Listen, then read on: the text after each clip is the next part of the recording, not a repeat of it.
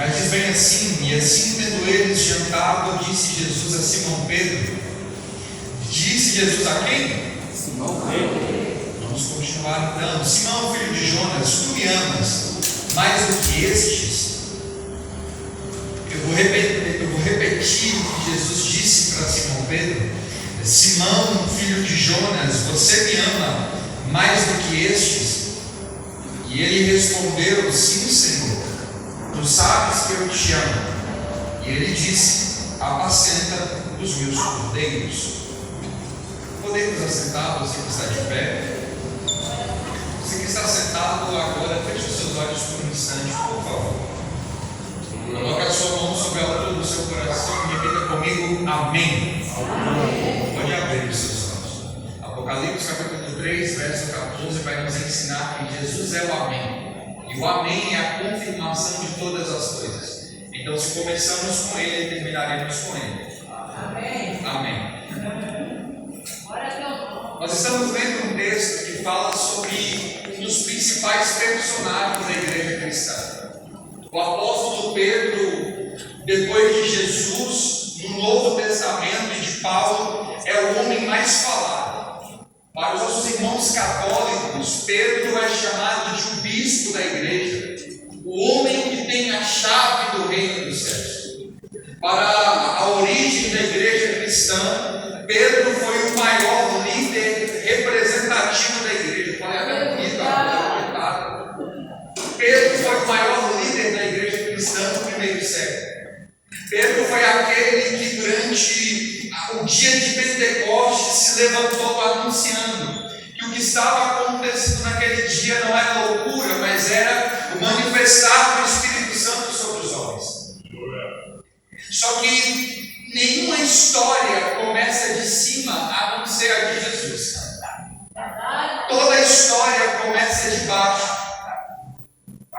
E nós falamos sobre o Pedro poderoso, o Pedro homem de Deus, o chamado São Pedro até mesmo.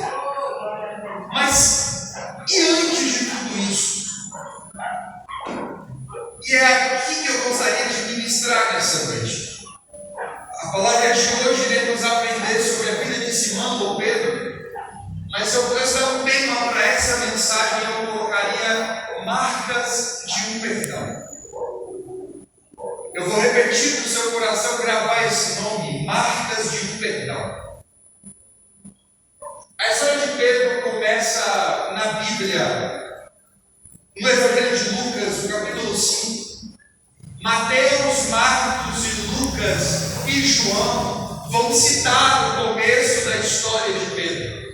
Mas eu gostaria de começar pelo livro de Lucas, porque o livro de Lucas é muito bonito quando ele cita os primeiros passos de Pedro.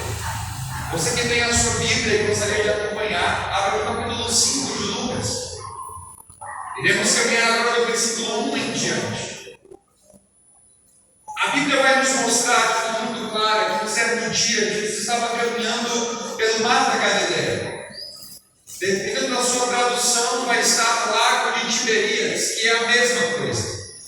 Jesus estava caminhando pelo mar da Galileia e os homens começaram a pressionar Jesus. Porque o desejo daqueles homens era ouvir a palavra de Deus. Irmãos, eu vou repetir isso porque eu queria muito que você ouvisse essa verdade. Os homens pressionavam a Jesus porque queriam ouvir a sua. Que bom seria que essa verdade se cumprisse hoje em nosso tempo. Homens fossem atrás de Jesus não por aquilo que ele pode fazer apenas, mas pela palavra que ele tem para nos ensinar. A palavra de Deus é a essência do Evangelho. A palavra de Deus é a essência do porquê caminhamos, do porquê cremos, do porquê somos o que somos. O salmista vai escrever no Salmo 119, versículo 105: lâmpada para os meus pés é a tua palavra e luz para os meus caminhos. Verso 11 do mesmo Salmo vai dizer que a tua palavra eu guardei em meu coração para não pecar contra ti. Quando Paulo vai ensinar sobre a armadura de Deus, Efésios 6, verso 15 vai nos dizer que calçados os nossos pés no Evangelho da preparação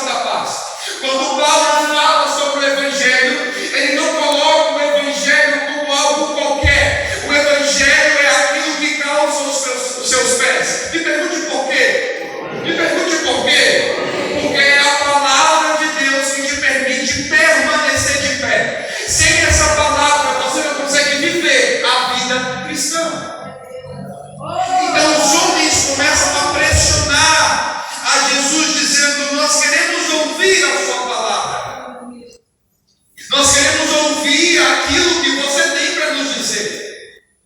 E é engraçado que ao chegar na beira do lago de Tiberíades, Jesus vai ver barcos parados lá na ponta. Verso